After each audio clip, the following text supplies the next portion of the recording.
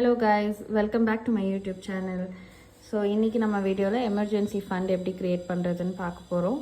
இது வந்து எல்லாருமே ஏர்ன் பண்ண ஆரம்பித்தோடனே ஃபஸ்ட்டு சேர்க்க வேண்டியது எமர்ஜென்சி ஃபண்ட் தான். இதுதான் நம்மளோட ஃபஸ்ட்டு கோலாக இருக்கணும். ஸோ இது எவ்வளோ இருக்கணும் அப்படின்னு பார்க்க போகிறோம். அது எப்படி சேர்க்கணுன்னு நான் சொல்ல போகிறேன். ஸோ இது வந்து எவ்வளோ இருக்கணும் அப்படின்னு பார்த்தீங்கன்னா, நம்மளோட சேலரியோட 4 to 6 months சேலரி. இப்போது ஃபார் எக்ஸாம்பிள் 20,000 நம்ம சம்பாதிக்கிறோம் அப்படின்னா 80,000 to 1,20,000 வந்து எமர்ஜென்சி ஃபண்ட் நம்ம சேர்த்து வச்சுருக்கணும். 50,000 சம்பாதிக்கிறோன்னா 2 lakh to 3 lakhs வந்து எமர்ஜென்சி ஃபண்ட் நம்ம சேர்த்து வைக்கணும். அதாவது நம்மளோட 4 மாதம் சேலரி இல்லை 6 மாதம் சேலரியை வந்து மினிமம் 4 months சேலரியை வந்து நம்ம எமர்ஜென்சி ஃபண்டை சேர்த்து வைக்கணும். இதை எப்படி சேர்க்கணும் அப்படின்னு பார்த்தீங்கன்னா, ஆர்டியாக நம்ம வந்து அக்யூமுலேட் பண்ணலாம்.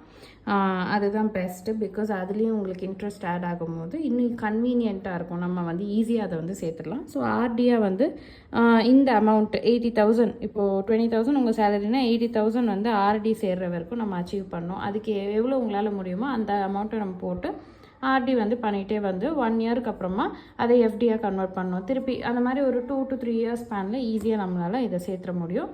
அந்த எஃப்டியாக மாற்றி நம்ம வந்து வச்சுக்கணும்.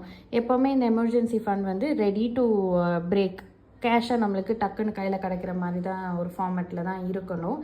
அப்போ தான் நம்மளுக்கு எனி எமர்ஜென்சி நம்மளால் அதை யூஸ் பண்ண முடியும். Thank you guys. இந்த வீடியோ உங்களுக்கு பிடிச்சிருந்தா please do like and subscribe my channel.